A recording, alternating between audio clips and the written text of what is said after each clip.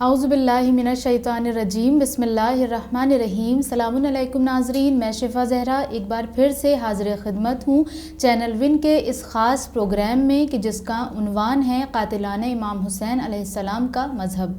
ناظرین محترم، اس سے پہلے والے ایپیسوڈ میں ہم نے ایک ایسی شخصیت کے بارے میں ذکر کیا تھا کہ جن کا رول اسلامک ہسٹری میں بہت ہی زیادہ امپورٹنٹ ہے، اور انہوں نے ایسا رول پلے کیا، امام حسین علیہ السلام کے ساتھ ایسی وفا کی کہ جس کی کوئی مثال نہیں ملتی، اور وہ کوئی اور نہیں بلکہ سفیر امام حسین حضرت مسلم ابن عقیل کہ جو امام حسین علیہ السلام کے چچا زاد بھائی تھے۔ وہ کس طرح سے کوفے میں آئے، کس طرح سے لوگوں نے ان کے ساتھ بیعت کی، پھر بیعت شکنی کی، اور کس طرح سے ان کی شہادت ہوئی، آج کے اس ایپیسوڈ میں ہم اس بارے میں ذکر کریں گے، اور دیگر جو مسکنسیپشنز ہیں اس کے بارے میں بھی ہم ذکر کریں گے۔ اور ہمارے ساتھ ہماری گفتگو میں ہمارا ساتھ دیں گے ڈاکٹر رضا عباس صاحب۔ آئیے ان کا استقبال کرتے ہیں۔ السلام علیکم ڈاکٹر صاحب۔ وعلیکم السلام۔ ڈاکٹر صاحب، آپ سے ہمارے اس ایپیسوڈ میں آج کا پہلا سوال یہ ہے، کل کے ایپیسوڈ کو ربط دیتے ہوئے، کہ حضرت مسلم علیہ السلام جب کوفے پہنچے ہیں تو وہاں پر لوگوں نے پہلے تو ان کی بیعت کی، یہ ہم سب جانتے ہیں، لیکن پھر ایک ایسا بھی موقع آتا ہے کہ اتنے لوگ ان کی بیعت کرتے ہیں اور ایک موقع پر وہ تنہا ہو جاتے ہیں۔ ایک بات یہ ہے، لیکن اس کے علاوہ ایک جو اعتراض یہ اٹھایا جاتا ہے کہ اہل کوفہ شیعہ تھے اور شیعوں نے ہی امام حسین علیہ السلام کو شہید کیا، تو اگر اہل کوفہ شیعہ تھے تو پھر انہوں نے حضرت مسلم علیہ السلام کو اس طرح سے تنہا کیوں چھوڑا اور انہیں اتنی زیادہ مظلومی کے ساتھ شہید کیوں کیا؟ بسم اللہ الرحمن الرحیم۔ اب جو ہے وہ ہم بہت ہی انتہائی ڈیسائسو اپنی اس بحث میں اس مقام تک پہنچ گئے ہیں کہ جو اس موضوع کا جسے ہارٹ کہا جا سکتا ہے، مرکز کہا جا سکتا ہے۔ بالکل۔ تو پہلے تو میں آپ کو اسی سلسلے میں بتاؤں کہ کوفے کی یہ شہرت جس کی وجہ سے یہ الزام لگایا جاتا ہے کہ کوفے میں سب شیعہ رہتے تھے اور ظاہر ہے کہ اہل کوفہ نے امام حسین کو شہید کیا اور ان کو قتل کیا، لہٰذا یہ کہ شیعوں نے قتل کیا۔ پہلی بات، یہاں شیعوں سے مراد ہم کیا لیتے ہیں؟ تو پہلی بات تو ہم یہ بتائیں کہ شیعہ سے مراد وہ کہ جو حضرت علی علیہ السلام کو پہلا خلیفہ رسول اور پہلا امام مانتا ہے نا، وہی تو شیعہ ہے۔ اب ہم یہ دیکھیں گے کہ کوفے میں کیا ایسے لوگ کتنے تھے اور کیا تھا۔ اس میں کوئی شک نہیں کہ حضرت علی نے بہت سی جنگیں کوفے میں اپنا پایا تخت قرار دیا اور ساری جنگیں وہیں سے لڑیں، چاہے وہ صفین ہو، جمل ہو، نہروان ہو۔ تو جو لوگ حضرت علی کے ہم رکاب ہو کر کے کوفے میں لڑ رہے تھے ان کی کئی قسمیں تھیں۔ اس میں ایک قسم جو حضرت علی کے ہم رکاب تھے، ان کے طرفدار تھے، اس میں ایک بہت بڑی تعداد وہ تھی جس کے عقائد یعنی ان کو شیعہ علی اس ٹیکنیکل انداز میں نہیں کہا جا سکتا تھا۔ وہ حضرت علی کو چوتھا خلیفہ برحق سمجھ کے اماموں کے ساتھ جنگ کرتے ساتھ تھے لیکن وہ شیعہ نہیں تھے، لیکن وہ اس ٹیکنیکل یعنی ڈیفینیشن میں شیعہ نہیں تھے کہ جو میں نے دی، جس کے اوپر الزام لگایا جاتا ہے کہ یہ جو ہے وہ شیعان علی تھے جنہوں نے قتل کیا۔ تو وہ اس میں ایک بڑی یعنی میجورٹی وہ تھی جو حضرت علی کو چوتھا خلیفہ راشد سمجھ کے ان کے ساتھ تھے، ٹھیک ہے، ان کے ساتھ تھے اور انہوں نے ان کے ساتھ جنگ کی۔ تو وہ نہیں تھے کہ جو حضرت علی کو جو ہے وہ امام اول یا خلیفہ اول سمجھتے تھے، جو شیعوں کی پہلی تعداد ہے۔ اب بات آتی ہے کہ حضرت علی کو پہلا خلیفہ راشد یعنی پہلا خلیفہ اور پہلا امام ماننے والوں یعنی ایسے بامعرفت لوگ بھی کوفے میں تھے، ہے نا، ان کا کیا یعنی وہ کیوں نہیں کھڑے ہوئے، وہ کہاں تھے، یہ سوال پیدا ہوتا ہے۔ تو ایک بہت بڑی تعداد تو وہ تھی کہ جو حضرت علی کو چوتھا خلیفہ مانتی تھی، جن کو ٹیکنیکلی شیعہ نہیں کہا جا سکتا، ہے نا، تو ان کو کم سے کم شیعہ نہیں کہا جا سکتا۔ کیا کہا جائے گا، وہ ایک الگ موضوع ہے نا، کہ وہ ایک الگ موضوع ہے، وہ مین اسٹریم جو اسلام ہے اس کے ساتھ تھے، لیکن یہ کہ ان کو اس معنی میں شیعہ نہیں کہا جا سکتا۔ بالکل، شیعہ اس کو کہا جائے گا جو حضرت علی کو پہلا امام اور پہلا خلیفہ رسول کا مانے، خلیفہ بلا فصل مانے، ٹھیک ہے نا۔ اب بات آتی ہے کہ وہ کہاں تھے، تو اب میں آپ کو تھوڑا سا پیچھے لے جانا چاہوں گا کہ جب امیر شام، اب یہ تاریخ کی حقیقتیں ہیں جس کو کوئی انکار نہیں کر سکتا، جب امیر شام کا امیر شام معاویہ ابن ابی سفیان کا پورے اس یعنی جو اسلامی باؤنڈریز پر تسلط ہو گیا امام حسن سے صلح کے بعد، تو انہوں نے کوفے کا گورنر کس کو بنایا؟ زیاد ابن ابیہ کو بنایا۔ زیاد ابن ابی کو سب سے پہلے تو انہوں نے اپنا بھائی ڈکلیئر کیا، ہے نا، اور اس کو گویا زیاد ابن ابو سفیان ڈکلیئر کیا، اپنے جو ہے وہ دمشق میں اس پہ گواہیاں ہوئیں، یہ ہوا وہ تاریخ سب جانتی ہے، تو تاریخ میں ملتا، اور زیاد ابن ابی کو بنایا کوفے کا گورنر۔ زیاد ابن ابی نے کوفے میں ظلم و زیادتی کی انتہا کر دی۔ یہ زیاد ابن ابی وہ تھا جو ظلم و زیادتی میں سنگ دلی میں اپنا نظیر نہیں رکھتا تھا، اور ظاہر ہے کہ اس کو یہ بہت بڑی عزت مل گئی تھی کہ کہا تو جاتا تھا زیاد ابن ابی، اور اب اسے زیاد ابن ابو سفیان کہا جانے لگا۔ معاویہ نے اس کو اپنا بھائی بنا لیا، اور یہ ثابت کیا کہ نہیں، یہ دراصل ابو سفیان کا بیٹا تھا۔ اور زیاد ابن ابی تاریخ لکھتی ہے، یا تو اس کو زیاد ابن سمیہ لکھتی ہے یا زیاد ابن ابی، سمیہ اس کی ماں کا نام تھا، کہ یا تو سمیہ کا بیٹا کہا جاتا تھا یا زیاد ابن ابی یعنی اپنے باپ کا بیٹا، اپنے باپ کا بیٹا، باپ کون ہے نہیں معلوم۔ تو جب معاویہ نے اتنا بڑا احسان ان کے اوپر کر دیا کہ ان کو گویا اپنے خون میں شریک کر لیا، اور ابو سفیان کی گویا کہ جو ہے وہ اس میں کر دیا کہ یہی ان کے باپ ہیں، تو اب کیا ہو سکتا تھا؟ اس کی وجہ سے اس کے اندر اتنا زیادہ جو ہے وہ بنی امیہ کی طرف سے جوش پیدا ہوا کہ اس نے کوفے آ کر کے جو کچھ کیا وہ تاریخی کتابوں سے پوچھیے، بے انتہا ظلم و ستم کیے، کن پر؟ ان لوگوں پر، اور امیر شام کے کہنے پر ان لوگوں پر ظلم و ستم کیے جو حضرت علی سے عقیدت رکھتے تھے، حضرت علی سے محبت کرتے تھے، پہلا خلیفہ خاص طور پر ان پر جو ان کو پہلا خلیفہ اور پہلا امام مانتے، جو اصل شیعہ تھے، ان سب کو چن چن کے قتل کیا گیا، سزائیں دی گئیں، سولی دی گئی، ان کے روزنامے جو ہے وہ یعنی ان کو جو ہے وہ وظیفے ان کے بند کر دیے گئے، ان کی لسٹیں بنائی گئیں مختلف، اور یہ کام 1-2 دن نہیں کیا گیا، 20 سال کیا گیا، 20 سال امیر شام کے 20 سال کے دور خلافت میں، جو تقریباً 40 ہجری سے 41 ہجری سے لے کے 60 ہجری تک پھیلا ہوا یہ دور ہے، اس میں ایک سے ایک ظالم جو ہے وہ اسلامی حکومتوں کے اوپر موجود تھا، اور اس میں زیاد ابن ابی کوفے کا تھا۔ یہ وہی زیاد ابن ابی ہے جس کا بیٹا عبید اللہ ابن زیاد ہے، جو سن 61 ہجری میں اور سن 60 ہجری میں کوفے کا گورنر بنایا جا سکتا ہے۔ اس کا باپ زیاد ابن ابی اس سے پہلے کوفے کا گورنر رہ چکا ہے۔ جب یہ سب ہونے کے بعد آپ سوچ سکتی ہیں کہ 20 سال تک جب حکومت کی خاص ایک شہر کے اوپر ظلم و ستم ہوگا تو اس میں کتنے رہ جائیں گے، کتنے جو ہے کتنے ہجرت کر گئے، کتنے جو ہے وہ مر کھپ گئے، اور کتنوں نے اپنے بچوں کو اسی وجہ سے جو ان کا اصل دین و عقیدہ تھا وہ اپنے بچوں کو نہیں بتایا کہ کہیں بچے کے منہ سے نکل جائے باہر تو پھر ہمارے قتل کر دیا جائے۔ پہلے تو یہ دور گزرا، اس کے بعد اب آپ یہ دیکھیے کہ اس کے بعد جن لوگوں نے امام حسین کو خط لکھے تھے ان میں سے کچھ تو ان کے واقعی مخلص شیعہ تھے، جیسے حضرت شاہسا، جیسے حضرت حبیب بن مظاہر، جیسے حضرت بریر، ان لوگوں نے خط لکھے تھے۔ ان کے لکھنے کا طریقہ کیا تھا کہ ہمارے سر پہ کوئی امام نہیں ہے اور ہم جو ہے وہ گورنر کے ساتھ جمعے میں شرکت نہیں کرتے، عید میں شرکت نہیں کرتے، آپ آئیں تاکہ ہم کو روحانی قیادت نصیب ہو، ایک وہ تھے۔ اور بہت سے ایسے لوگوں نے اور لوگوں نے بھی جو ہے وہ خط لکھے تھے، جس میں شیس ابن ربیع اور اس طرح کے لوگ بھی شامل ہیں۔ تاریخ میں ملتا ہے کہ جہاں پہ یہ تھا کہ تالاب بھرے ہوئے ہیں اور پودے پک چکے ہیں، فصلیں پک چکی ہیں، جو میں نے کیا تو وہ آپ بتائیے کہ تالاب بھرے ہوئے ہیں اور فصلیں پک چکی ہیں، اس سے امام حسین کو لالچ کیوں دی جا رہی ہے کہ وہ مٹیریل اس سے وہ ہو کر کے ادھر آ جائیں۔ امام حسین بھی جانتے تھے، امام حسین کوفے کی کیفیت کو جانتے تھے۔ امام حسین ایک یعنی آپ یہ سوچ سکتی ہیں کہ ان بچپن سے انہوں نے اپنے چاہنے والوں کو پہچانا تھا، جس طرح سے معاویہ ابن ابی سفیان اور عبید اللہ ابن زیاد حضرت علی کے چاہنے والوں کو پہچانتے تھے، اسی طرح سے امام حسین بھی حضرت علی اور اپنے چاہنے والوں کو ایک ایک کو پہچانتے تھے، کوفے میں ایک ایک کو پہچانتے تھے۔ تو جب اتنی کثرت سے خط آئے تو امام بھی جانتے تھے کہ ان میں کون مخلص ہے اور کون جو ہے وہ منافق ہے اور کیسے کیسے، اسی لیے حضرت مسلم ابن عقیل کو آپ نے بھیجا۔ جن لوگوں نے پہل خط لکھے تھے جیسے حبیب بن مظاہر، جیسے بریر، جیسے شعثا، یہ وہی ہیں جو کربلا تک امام کے ساتھ رہے، ہے نا؟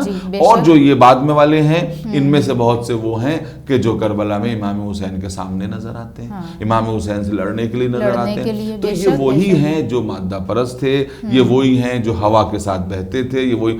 تو ایک طرف اتنا بڑا طویل 20 سال کا دور زیاد ابن ابی کا، اور اس کے بعد عبید اللہ ابن زیاد نے آ کر کے سب سے پہلے کیا تجویز کی تھی؟ سب سے پہلے مکے میں اور کوفے میں آ کر کے اس نے یہ کہا کہ ہر محلے کا جو ذمہ دار ہوتا تھا کہ تم سارے 9 واردوں کی لسٹ ہمیں سونپو، تمہارے محلے میں کون کون لوگ رہتے ہیں ان کی لسٹ سونپو، اور تم ضمانت داخل کرو کہ تمہارے محلے سے کوئی حسین کی حمایت میں کھڑا نہیں ہوگا، اور اگر اس کے خلاف پایا گیا تو اس محلے کے جو ہے وہ امپورٹنٹ آدمی کو، سربراہ کو، محلے کے ذمہ دار کو اس کے گھر کے سامنے سولی دی جائے گی، اور اس کے گھر کو لوٹ لیا جائے گا، اور اس کے گھر سے ہمیشہ کے لیے اس منصب کو الگ کر لیا جائے گا۔ اب ایسی ترکیب کے بعد آپ بتائیے، اور اس کے علاوہ جتنے لوگ لائے گئے ان میں سے پکڑ کے نہ جانے کتنوں کو جو ہے وہ قید خانوں میں تہہ خانوں میں ڈال دیا گیا، آنکھوں میں سلائیاں پھیری گئیں۔ اسی وقت میں حضرت میثم تمار جو ہے وہ شہید کیے گئے، اسی وقت میں حضرت مختار جو ہے وہ قید کیے گئے۔ تو قید خانے علی کے چاہنے والوں سے چھلک رہے تھے۔ اب بتائیے آپ کہ جب پوری فضا بدل گئی اس میں اچھا، اور جو نکل بھی سکتے تھے، جو اصل شیعہ علی تھے، شیعہ امام حسین تھے اسی ٹیکنیکل معنی میں، ان کے لیے اب آپ بتائیے کہ ناکہ بندی ہو گئی ہے، نہ کوئی نکل سکتا ہے، نہ اپنے کو پہنچا سکتا ہے وہاں پہ۔ مجھے تو تاریخ میں اس بات پہ تعجب ہوتا ہے کہ یہ اتنے جو تقریباً 60 کے قریب، تاریخ یہ کہتی ہے کہ 60 کے قریب جو روایات ملتی ہیں کہ امام حسین جو ہے جب جو ہے وہ دشمنوں نے وہاں رپورٹنگ کی ہے یزید کے دربار میں، تو کہا گیا کہ 18 اپنے اہل بیت کو لائے تھے اور 60 اپنے شیعوں کو لائے تھے۔ اس سے پتہ چلتا ہے کہ امام حسین کے وہ شیعہ وہ تھے جو ساتھ میں تھے، کہ امام حسین کے 60 شیعوں کو لائے تھے۔ یہ 60 لوگ کیسے پہنچ گئے اہل کوفہ میں سے؟ اس میں سے اکثریت اہل کوفہ کی تھی، سوائے حضرت جو ہے وہ زہیر ابن قین کے، باقی جو ہے وہ اکثریت اس میں اہل کوفہ کی تھی، اہل کوفہ کی تھی، جو حضرت علی کو امام اول مانتے تھے، جو حضرت علی کو خلیفہ بلا فصل مانتے تھے، اور امام حسین کو بھی اسی عقیدے کے نظر سے دیکھتے تھے۔ یہ لوگ کیسے بچ بچا کے وہاں تک پہنچ گئے، تعجب کی بات ہے۔ اور سب سے پہلا جو الزام یہ لگایا جاتا ہے کہ مثلاً شیعوں نے جو ہے وہ امام حسین کو قتل کر دیا، تو پہلا سوال تو یہ پیدا ہوتا ہے کہ اگر شیعوں نے قتل کر دیا اور شیعہ مثلاً اقلیت میں تھے، تو بہت بڑا سوال یہ پیدا ہوتا ہے کہ جتنے غیر شیعہ تھے وہ بچانے کیوں نہیں آئے امام حسین کو؟ وہ کہاں تھے جب امام حسین شہید ہو رہے تھے؟ تو وہ کہاں تھے؟ تو یہ جواب یہ اس طرح کے سوال کا ایک جواب، لیکن میں آپ کو علمی اعتبار سے پورے کوفے کی ڈیموگرافی بتا رہا ہوں کہ یہ حال تھا جس وقت جو ہے وہ عبید اللہ ابن زیاد کوفے میں وارد ہوا۔ اب آپ سوچ سکتی ہیں کہ کتنے لوگ بچے رہ گئے ہوں گے کہ جو امام حسین علیہ السلام کے ساتھ، اور جو تھے ایسے وہ سب ہمیں امام حسین علیہ السلام کے قدموں میں کربلا میں نظر آتے ہیں۔ اور کوئی ایسا ہمیں تاریخ سے ایک کیریکٹر نظر نہیں آتا جو لشکر یزید کی طرف سے یعنی کربلا میں پہنچا تھا اور وہ یہ کہتا ہوا نظر آئے کہ ہاں ہم حضرت علی کو خلیفہ بلا فضل اور امام اول مانتے ہیں اور حسین کو قتل کرنے کے لیے آئے۔ کوئی ایسا کیریکٹر نہیں ہے، بلکہ صاف صاف اس میں یہ ہے کہ ان میں زیادہ تر لوگ وہ تھے کہ جو کربلا میں رجز پڑھ رہے تھے اور اپنے رجز میں یہ کہتے ہوئے، بہت سے ایسے نظر آتے تھے کہ جو خلیفہ سوم کا نام لیتے ہوئے نظر آتے تھے۔ یہاں میرا مقصد کسی فرقے واریت کو جنم دینا نہیں، لیکن روایات ملتی ہیں، تاریخ ملتی ہے اور موجود ہے کہ وہ یہ کہتے ہوئے نظر آتے تھے کہ ہم خلیفہ سوم کے دین پر ہیں، ہم ان کے شیعہ ہیں، ہم ان کے چاہنے والے۔ تو اب آپ یہ بتائیے کہ حضرت علی کے چاہنے والے اس لب و لہجے میں بات تو نہیں کرتے ہیں، تو اس کے معنی یہ ہے کہ وہ ان کا دین کیا تھا؟ وہ بہتر بتایا جا سکتا ہے. اور جو ادھر تھے وہ یہ کہتے تھے کہ ہم جو ہے وہ اللہ کے دین پر, رسول کے دین پر اور دین علی پر ہیں. کئی لوگوں نے جو باہر نکل کے جو مثلا رجس پڑھی کہا ہے کہ ایک تھے جو ہے کہا جاتا ہے کہ وہ جملی تھے, تو انہوں نے کہا کہ انا الجملی انا علی دین علی, کہ میں دین علی پر ہوں اور امام حسین کی نصرت کروں گا. اور وہ میدان جنگ میں آئے, اور ان کے مقابل پہ جو لوگ آئے انہوں نے یہ رجس پڑھی کہ ہم تو فلاں کے دین پر ہیں, ہم فلاں کے دین. اس کے معنی یہ ہیں کہ اس وقت جو لفظ شیعہ مانا جاتا تھا وہ جس کا طرفدار جو ہوتا تھا وہ اس کا شیعہ مانا جاتا تھا, وہ اس کا جس کا طرفدار ہوتا تھا اس کا. اب آپ کو یہ بات سمجھ میں آ گئی ہوگی کہ جب حضرت مسلم کوفے میں آئے تو وہ تنہا کیوں ہو گئے. ایک تو ان کو جو کچھ لوگ جمع ہوئے تھے وہ تھے کہ جو ہر نئی چیز کی طرف آ جاتے ہیں. آپ نے دیکھا ہوگا کہ جو ہے وہ عربی میں ایک مثل ہے, کل جدید لذیذ, یعنی جتنی نئی چیزیں ہیں وہ لذیذ ہوتی ہیں. نیا پن, پبلک کو نیا پن چاہیے.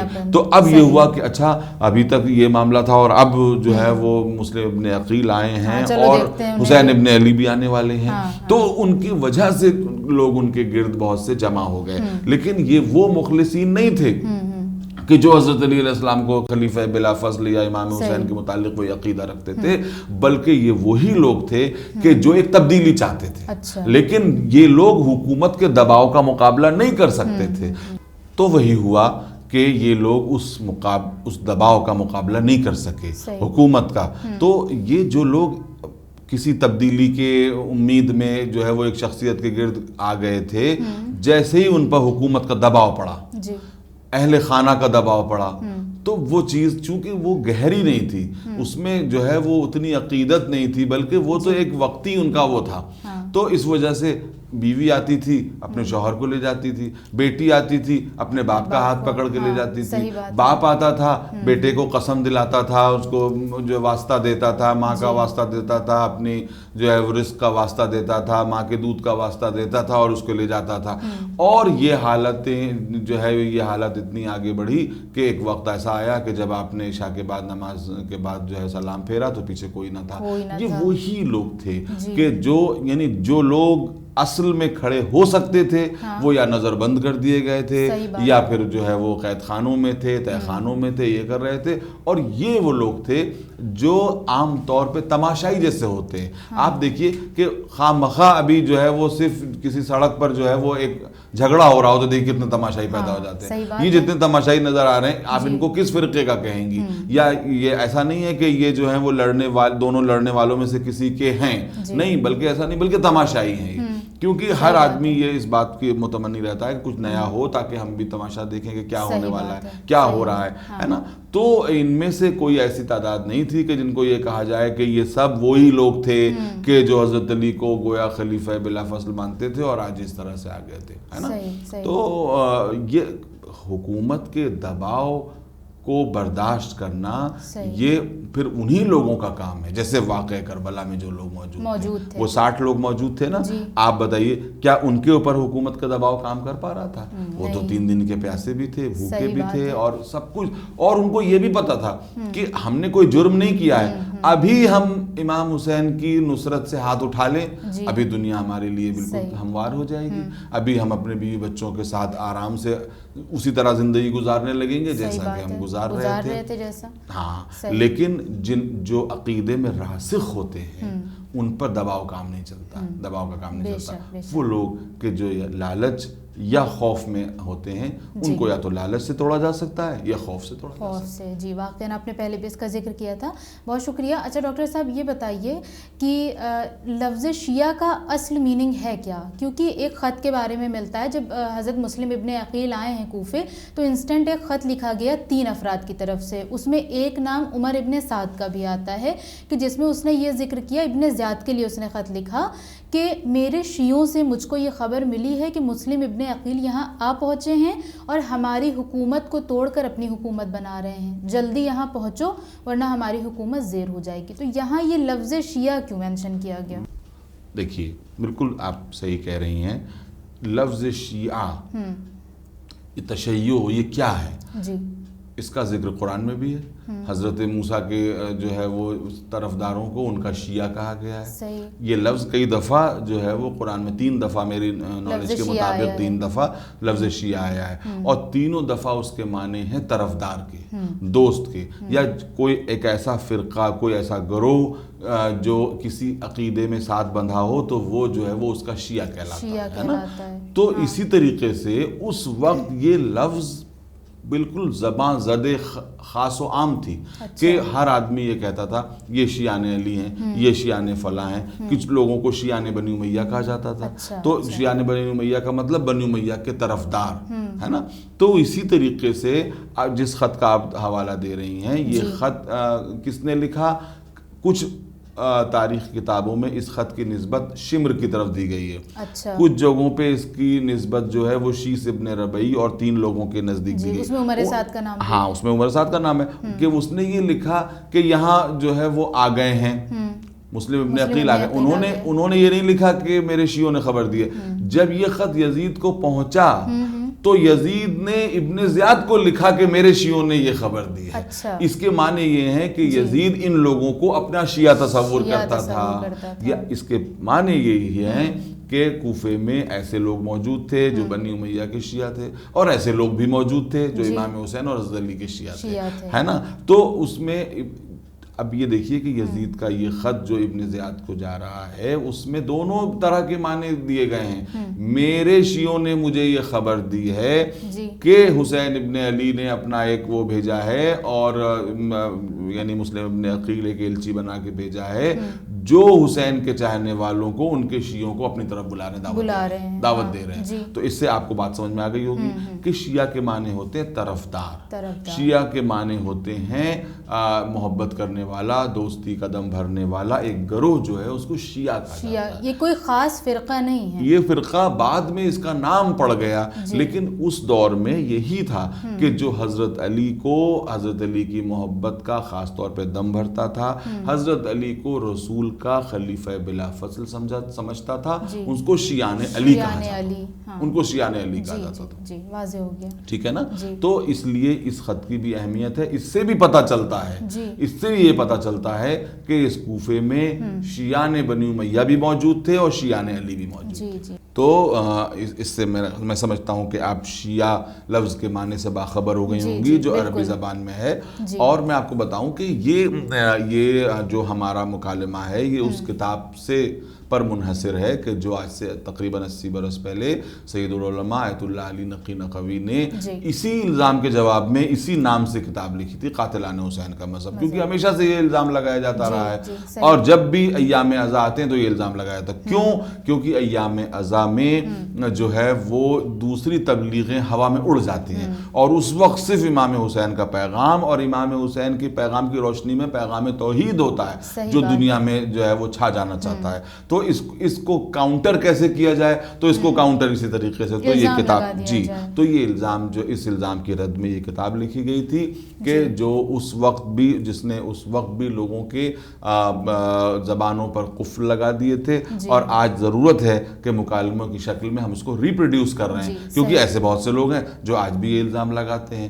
تو ہم بالکل لگاتے ہیں, تو اس لیے ہم کو چاہیے کہ ہم ان آرگومنٹس کو دوبارہ سے پیش کریں تاکہ وہ نئی نسل جو انہی آرگومنٹ کو سن کے بڑی ہوئی ہے ان کی تشفی کا سامان کیا جا سکے کہ یہ الزام بالکل بے بنیاد ہے اور غلط ہے. بے شک, بہت خوب. اسی کے ساتھ میں اپنا آخری سوال آپ سے اور کرنا چاہوں گی کہ جب حضرت مسلم علیہ السلام کی شہادت ہو گئی تو امام حسین علیہ السلام کو ان کی شہادت کا کیسے پتہ چلا, اور بعد میں پھر انہوں نے کیا ایکشن لیا یہ سن کر کہ ہاں شہادت ہو گئی ہے؟ جی, یہ تو تاریخ نے ہم کو بتایا ہے کہ امام حسین علیہ السلام جو ہیں وہ منزل سالبیہ پر تھے, اور آپ جو ہیں وہ اس ریاکشن کا منزل سالبیہ تھوڑا سا بتا دیجئے.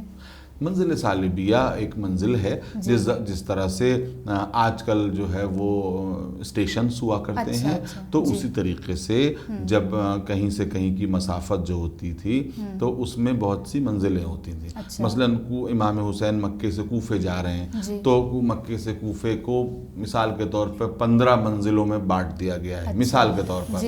تو اس کا مطلب ایک منزل تقریباً ایک منزل عام طور پہ 15 کلومیٹر کے فاصلے پر، جتنا ایک دن میں آدمی 15-20 کلومیٹر سفر کر سکتا تھا، 20-25 کلومیٹر سفر کرتا ہوگا اس اعتبار سے ناقے پہ اور پیدل سفر میں.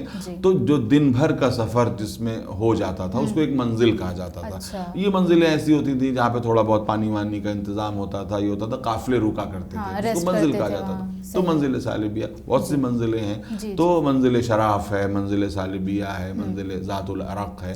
تو اسی طریقے سے جو ہے منزل صالبیہ پر امام حسین کو انتظار تھا کہ میرے جو نامہ بر مسلم ابن عقیل ہیں ان کا کیا انجام ہوا، یا وہ جو ہے وہ جو ہم نے ان کو بنا کے بھیجا تھا اس کا نتیجہ کیا ہوا. تو آپ دیکھتے ہیں کہ کوفے کی طرف سے ایک سوار آ رہا ہے، جو قریب آیا تو امام حسین نے اس سے پوچھا کہ تم کہاں سے آ رہے ہو، تو وہ کہتا ہے کہ میں کوفے سے آ رہا ہوں. تو امام نے پوچھا کہ ہمارے بھائی مسلم ابن عقیل کی کوئی خبر ہے؟ تو اس وقت اس نے یہ کہا کہ میں آپ سے اکیلے میں بات کرنا چاہتا ہوں. امام نے فرمایا کہ تمہیں جو کہنا ہو یہاں کہو، یہاں پہ مکمل ٹرانسپیرنسی ہے، شفافیت ہے، ہم کوئی چیز چھپا کے نہیں رکھنا چاہتے. تو اس نے یہ کہا کہ آپ کے بھائی مارے گئے، اور جس وقت میں چلا تھا اس وقت ان کی لاش کے پیروں میں رسی باندھ کے ان کو کوفے کی گلیوں میں گھسیٹا جا رہا تھا.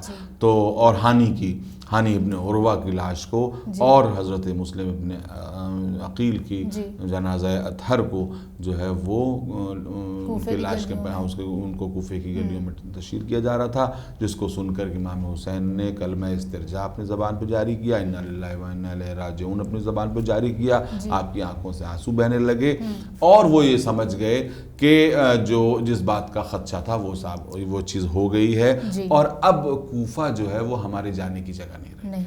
کوفہ ہمارے جانے کی جگہ نہیں ہے، اور امام حسین نے اسی وقت کوفہ جانے کا ارادہ ترک کر دیا. اچھا، پھر وہیں سے سفر کربلا کا وہیں سے سفر کربلا ایک دوسرے راستے پر آپ مڑ گئے، اور جو ہے وہ پھر ایک یعنی کربلا کا قصد نہیں تھا. وہ تو جب منزل نینوا پہ پہنچے تو اسی جگہ پر ایک اور نامہ بر آیا کہ جہاں تم حسین کو پاؤ وہیں پر روک دو. حضرت حر جب آئے، وہ نہیں حر نہیں آئے بلکہ یہ عمر ابن سعد یہ خط لے کر کے آیا. حر تو ساتھ ساتھ چل رہا تھا، لیکن یہ عمر ابن سعد جو ہے وہ 2 محرم کو آیا.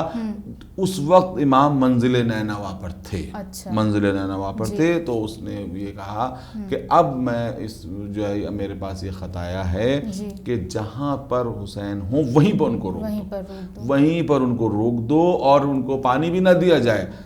اور یہاں پہ پھر وہی بات آتی ہے کہ ان کو پانی نہ دیا جائے جیسا کہ انہوں نے خلیفہ عثمان کے لیے کیا گیا تھا، ویسا کیا جائے، یعنی ان کو بھی پانی بند کر دیا جائے جیسا ان پہ پانی بند کیا گیا تھا. آپ سمجھ رہی ہیں نا؟ اب آپ بتائیے کہ قاتلان امام حسین جو اگر شیعہ ہونے کا ان پہ الزام لگایا جائے تو کیا شیعوں کی زبان ایسی ہوتی ہے؟ نہیں، بالکل نہیں ہوتی. تو پھر یعنی یہ تو دنیا جانتی ہے کہ جو ہے وہ شیعوں کا عقیدہ وہ نہیں ہے کہ جو اس خط میں بیان کیا جا رہا ہے. اس سے پتہ چل رہا ہے کہ یہ جو عقیدہ ہے، اس عقیدے کا رکھنے والا کوئی اور تو ہو سکتا ہے مگر شیعہ نہیں ہو سکتا ہے نا.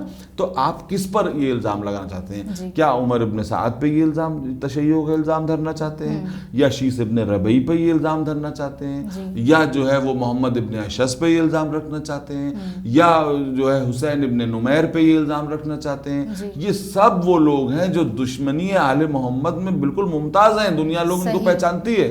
اور اس کے مقابلے پہ کون لوگ ہیں؟ بریر حمدانی ہیں جو کوفے میں جو ہے وہ قرات کرتے ہیں، بچوں کو قرآن کا درس دیتے ہیں، قاری جو ہے وہ قرآن ہے. اس کے مقابلے پہ حبیب بن مظاہر ہیں، اس کے مقابلے پہ شاسا ہیں. یہ وہ لوگ ہیں جو کوفے کے بالکل نامور ہستیاں ہیں، اور یہ اہل بیت کی محبت میں بھی معروف ہیں، ہے نا. تو کون سا ایسا نامور آدمی لشکر یزید میں ہے کہ جس کو یہ سامنے لا کے بتایا جائے کہ یہ شیعہ اہل بیت میں سے تھا یا شیعہ علی میں سے تھا. ایسا ایک کیریکٹر بھی نہیں نکالا جا سکتا, ایسا ایک کیریکٹر بھی نہیں کیا جا سکتا, بلکہ جا بجا تاریخی شہادتیں ملتی ہیں کہ وہ لوگ شیعہ نہیں تھے اور حضرت علی سے محبت نہیں رکھتے تھے, اور جو حضرت علی سے محبت نہیں رکھتا تھا وہ امام حسین سے بھی محبت نہیں رکھتا. واقعا جی, بہت بہت شکریہ ڈاکٹر صاحب. آج کا ہمارا ایپیسوڈ بھی بہت عمدہ رہا, اور میں امید کرتی ہوں کہ ہمارے ناظرین نے بھی ہماری آج کی اس گفتگو سے کافی استفادہ کیا ہوگا, کیونکہ ڈاکٹر رضا عباس صاحب نے جس انداز میں اور جس طرح سے گفتگو کی ہے اس سے واقعاً ہمارے علم میں بہت اضافہ ہوا ہے. اور اسی کے ساتھ میں اپنے آج کے ایپیسوڈ کو تمام کرتی ہوں. آپ سے ملاقات ہوگی ہمارے ایک اور نئے ایپیسوڈ میں. تب تک بنے رہیں چینل ون کے ساتھ. والسلام علیکم ورحمۃ اللہ وبرکاتہ.